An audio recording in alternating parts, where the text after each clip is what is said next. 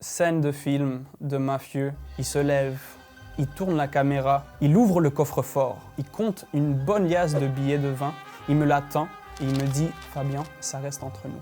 Les aléas d'une première job, vue de même. Mon premier emploi était dans le milieu de la restauration. C'était dans des restaurants qui étaient très haut de gamme. Je suis arrivée au Québec il y a environ 1 an et demi. J'ai vu une offre d'emploi en tant que coordinatrice événementielle. J'ai postulé, j'ai été engagée vraiment vite. J'ai commencé à travailler la semaine suivante. Donc moi, mon premier job, c'était à 16 ans, dans une boutique de vêtements. Alors ma tâche consistait simplement à plier les vêtements et à diriger la clientèle là où ils avaient de besoin. On se sentait vraiment cool. J'avais pu rencontrer des grandes vedettes. J'ai servi Jennifer Lopez, Hilary Duff, Fergie, parmi d'autres. J'arrive à ma première journée. Je savais pas trop quel événement j'allais organiser. Plusieurs heures passent et je me rends compte que finalement, on va faire de la vente dans des dépanneurs pour des produits de voiture. Bonjour, vous allez bien? Je ne veux pas vous déranger longtemps. On présente ce produit-là, c'est un spray pour nettoyer tout l'extérieur de la voiture. Je vous montre?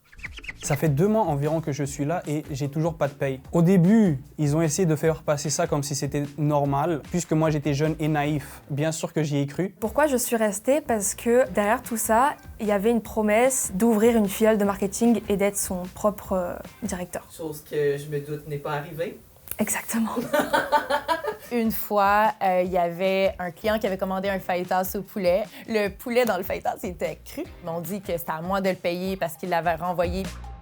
Il y a beaucoup de blâmes qui finissent par retomber sur nous alors que c'est peut-être pas dû. Une semaine après mon premier jour, je me rends compte que finalement, le salaire est basé à 100% à la commission, donc que j'ai aucun salaire de base. J'étais complètement à perte. Je ne suis pas bête, c'était totalement pas normal ce qui se passait. Après avoir eu le feu vert de mes parents, d'aller voir directement mon gérant, je l'ai pris à part, je l'ai regardé dans les yeux et je lui ai dit « Toi, tu vas me donner l'argent que tu me dois, sinon je t'amène en cours. » Payer les robes, des uniformes qui étaient faits sur mesure à des sommes de plus de 300 $. Ça sortait directement de nos poches. À cause de l'hiver ici, on a dû faire un déplacement pendant 2 mois et demi à Vancouver. La nourriture n'était pas prise en charge. Ma responsable a aussi eu des problèmes de voiture que j'ai dû payer.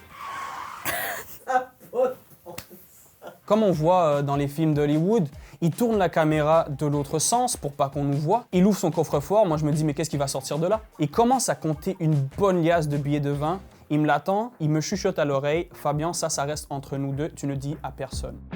Je me suis rendu compte que c'était illégal ce qui se passait, très louche. Dès que j'ai reçu ma paye, j'ai décidé de quitter. Je pensais tellement que j'allais me faire de l'expérience dans un domaine que finalement, je me retrouve à pas faire ça du tout, puis à m'épuiser mentalement, physiquement. À cet âge-là, de faire des économies, c'est super important. La plupart du temps, on travaille aussi pour pouvoir subvenir à nos besoins. Et si on est chanceux d'épargner, je pense que parfois, on est vraiment intimidé par ce genre de situation-là. Moi, je recommande de se renseigner avant de commencer un nouveau travail.